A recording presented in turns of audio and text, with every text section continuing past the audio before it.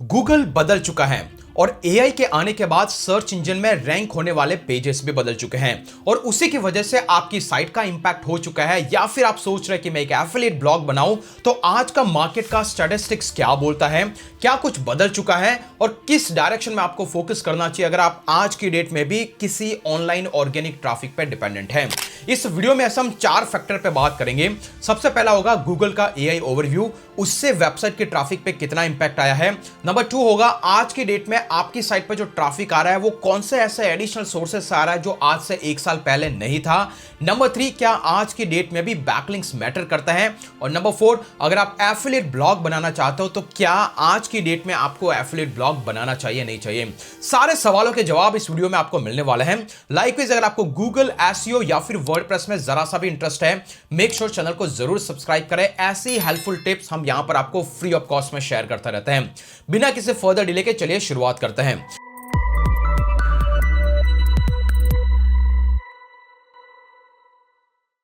Screen पे आप देख सकते हैं, सबसे पहले हम बात करेंगे एआई ओवरव्यू। जिन्हें नहीं पता एआई ओवरव्यू क्या है, जैसे आप गूगल में सर्च करते हैं कोई भी क्वेरी, उस केस के अंदर आपको यहां पर जो एक ब्रीफ समराइज्ड वर्जन मिलता है, इसी को कहा जाता है एआई ओवरव्यू।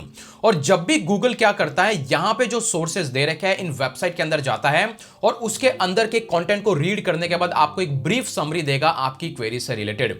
यह कहलाता है एआई ओवरव्यू, जो कि रफली अराउंड 1 साल पहले सबसे पहले यूएस में रोल्ड आउट हुआ था 2024 के आसपास, और उसके बाद में world wide globally rolled out हो गया। आज की डेट में mostly almost her sort of queries के लिए आपको एआई ओवरव्यूज देखने को मिलेगा।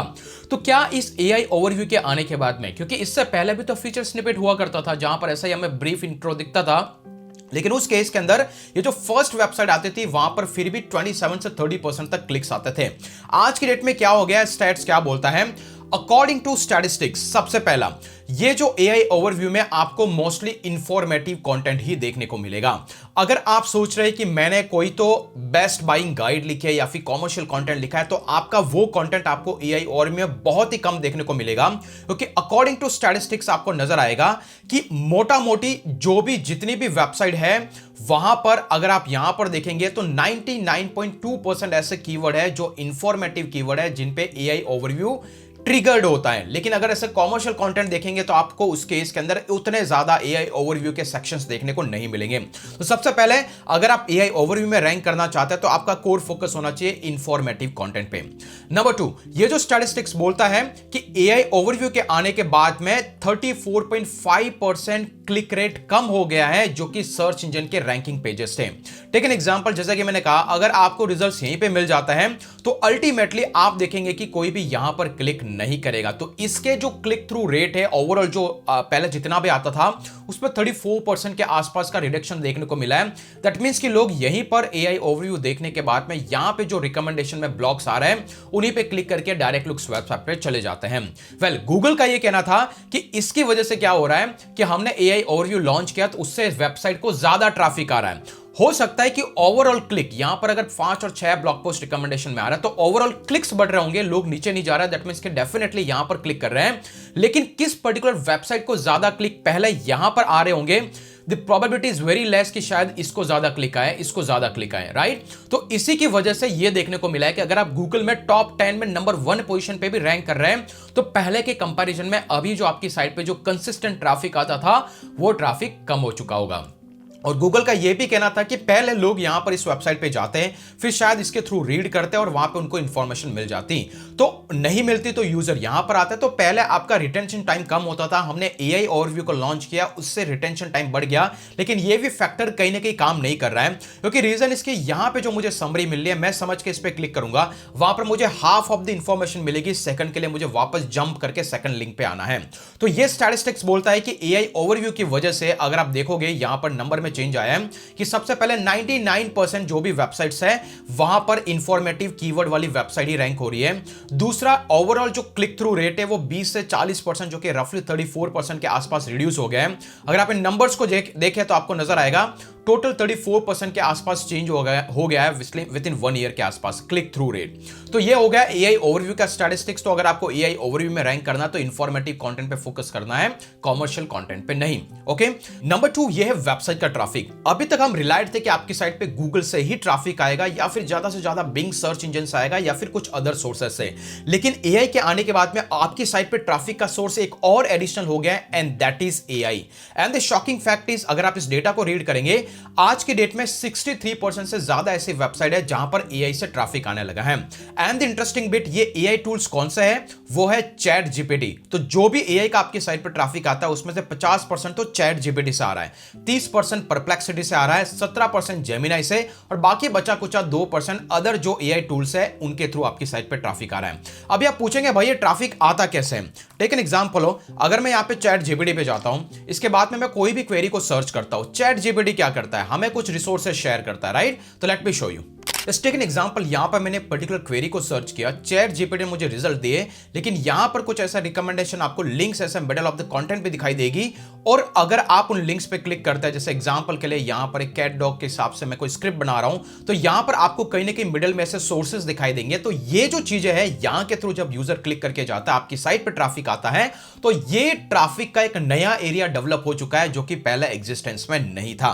तो अगर आप स्टैटिस्टिक्स को देखें, ये वाले पर्टिकुलर डेटा को देखें, आपको नजर आएगा कि ये 3 ऐसे सबसे ज्यादा एआई टूल्स है जिसकी तरफ से आपकी साइट पे ट्रैफिक आ रहा है। एंड द स्टैटिस्टिक्स सेज कि अगर आप यहां पे पर्टिकुलर डेटा को चेक करेंगे, तो अगर आपके नंबर ऑफ व्यूज, अगर आपकी साइट पे लेस देन 1000 के आसपास व्यूज है, तो आपकी साइट में एआई विजिटर रफली 4 के आसपास आपको एआई के थ्रू ट्रैफिक आ रहा है, that is coming from chat GPT और जो भी बाकी के 2-3 टूल्स है। और अगर आपका ट्रैफिक स्टैट्स ये है, तो करीबन 17 से 20 व्यूज आपको उसी के थ्रू आ रहा है। अगर आपके 10,000 से ज्यादा विजिटर्स है, उस केस में आप देखोगे कि आपको 180 के आसपास विजिटर्स ऐसे होंगे जो कि एआई ओवरव्यू से आते हैं। अगर आपको देखना है कि आखिरकार आपकी साइट पे ट्रैफिक कहां से आ रहा है, तो आप इस वीडियो को जाके डिटेल में देख सकते हैं, जहां पे मैंने बताया गूगल एनालिटिक्स आप ये डेटा ट्रैक कर सकते हैं।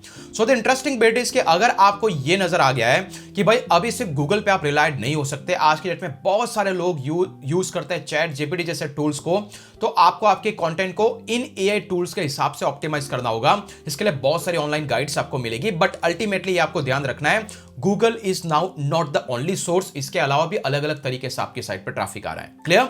Let's go to the next one, जो कि है लिंक बिल्डिंग। अभी तक हम लोग सोच रहे थे कि भाई बैकलिंक इज एवरीथिंग। आप कुछ भी उठा करके देख लो, आपको नजर आएगा कि भाई बैकलिंक है तो आपकी साइट रैंक करेगी, बैकलिंक नहीं है तो नहीं रैंक करेगी।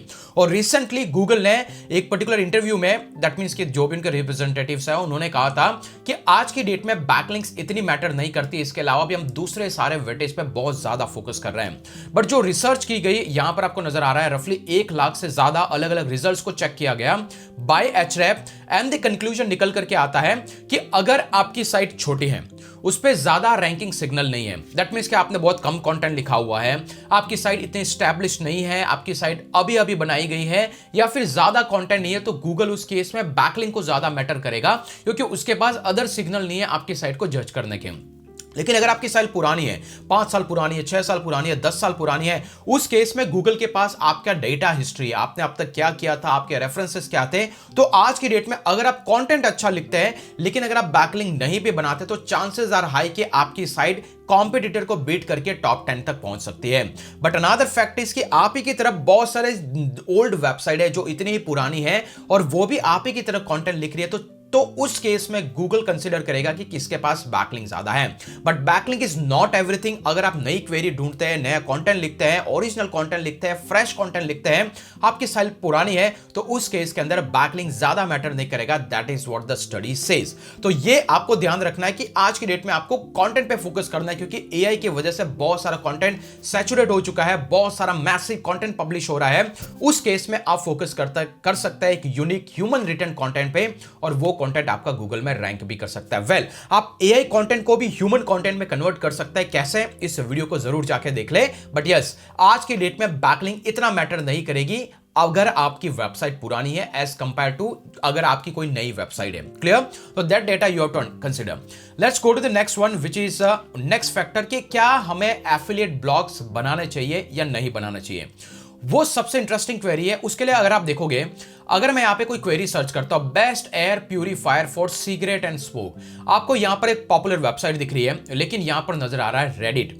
अगर आप दूसरा कंटेंट सर्च करेंगे, best lawn mower for large garden, अगर आप यहां पर इस क्वेरी को सर्च करेंगे तो आपको नजर आ रहा है यहां पर रेडिट नहीं दिख रहा है। लेकिन इसी के बजाय अगर मैं कोई नया सर्च करता हूं, best laptop under 500 GBP, 500 pound के अंदर, लेट्स सी इस रिजल्ट के अंदर भी आपको दिखाई दे रहा है रेडिट। तो उससे एक इंटरेस्टिंग फैक्ट निकल के आया गाइस कि आज की डेट में आप मोस्ट ऑफ द टाइम जितने भी इस तरीके की बेस्ट बाइंग गाइड की टाइप की क्वेरी है, अगर आप इस पर्टिकुलर रिसर्च को रीड करेंगे जो भी एचरफ ने पब्लिश किया है, अकॉर्डिंग टू दैट आपको नजर आएगा कि मोटा मोटी जितनी भी क्वेरीज है उस पर आपको रेडिट भी रैंक होता हुआ देखने को मिलेगा। कोई भी क्वेरी आप उठा लोगे, उस मोस्ट ऑफ द क्वेरीज जो भी बेस्ट बाइंग गाइड या फिर कॉमर्शियल कंटेंट है, आपको रेडिट देखने को मिलेगा।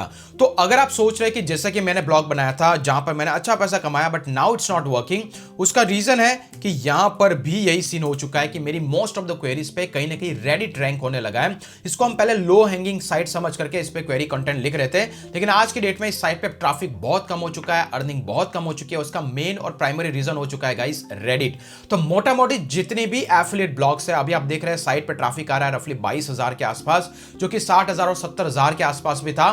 तो उसका प्राइमरी रीजन हो चुका है दैट इज अ रेडिट। तो अगर आप इस तरीके का कोई कॉमर्शियल कंटेंट पब्लिश कर रहे हैं तो उस केस में आपको यही स्टैट्स देखने को मिलेगा कि मोटा मोटी वहां पर आपको रेडिट ही रैंक देखने को मिलेगा। तो उस केस में करे क्या, और ये स्टैटिस्टिक्स आपको हर जगह देखने को मिलेगा। लेकिन जैसा कि मैंने एक क्वेरी यहां पर बताई, वो है आपको कुछ होम और गार्डनिंग से रिलेटेड। अगर आप होम इंप्रूवमेंट के एरिया के अंदर है, उस केस में हो सकता है आपको रेडिट ना दिखाई दे, लेकिन एक इलेक्ट्रॉनिक्स गैजेट्स है और इस तरीके का कोई भी अगर आप कंटेंट सर्च करेंगे तो आपको बेस्ट बाइंग गाइड में आपको सिर्फ रेडिट दिखाई देगा। नाउ द क्वेश्चन इज कि अगर करें तो क्या करें। वेल द स्टडी सेज कि अगर आज की डेट में अगर आप एफिलिएट ब्लॉग बनाने का सोच रहे हो तो आप आइडिया ड्रॉप कर दो, इंस्टेड कि आप ई कॉमर्स वेबसाइट बना दो। इसका रीजन यह है कि अगर आप ई कॉमर्स वेबसाइट बनाते हो तो आप एक पर्टिकुलर प्रोडक्ट का एसईओ कर पाओगे। तो ये जो प्रोडक्ट है आपको कुछ इस तरीके से एआई ओवरव्यू में देखने को मिल सकते हैं, वो जो कि इंफॉर्मेटिव कंटेंट के कंपैरिजन में ज्यादा रैंक करेंगे। तो उस केस के अंदर अगर आप ई कॉमर्स साइट बनाते हो, वहां से यूजर क्लिक करके Amazon जैसी साइट पे जाकर के परचेस करेगा, तो वो आपके एफिलिएट ब्लॉग के कंपैरिजन में ज्यादा आपको रेवेन्यू और रिजल्ट जनरेट करके देगा as compare to any particular affiliate blog. तो ये चार चीजें हैं। आज की डेट में इंफॉर्मेटिव कंटेंट पे काम करोगे तो आप एआई ओवरव्यू में रैंक करोगे। ट्रैफिक पे अगर आप ज्यादा फोकस्ड हो तो आप एआई ओरिएंटेड ऑप्टिमाइजेशन करो। अगर आप फिगर आउट कर रहे हो कि मुझे एफिलिएट ब्लॉग बनाना चाहिए, तो रिकमेंडेशन है कि आप ई कॉमर्स साइट की तरह बनाओ, जो कि इस वीडियो में मैंने बताया कि कैसे आप ई कॉमर्स साइट बना सकते हैं। एंड अगर आप इन तीनों फैक्टर पे काम करते हैं तो आज की डेट में आप ज्यादा सर्वाइव कर पाएंगे एज कंपेयर टू अदर्स। आप क्या सोचते हैं मुझे कमेंट करके जरूर बताना, लेकिन तीनों रिकमेंडेशन वीडियो को आप अभी जाके देख लो ताकि आपको इन पे डिटेल रिसर्च और आइडिया और मिल सकता है।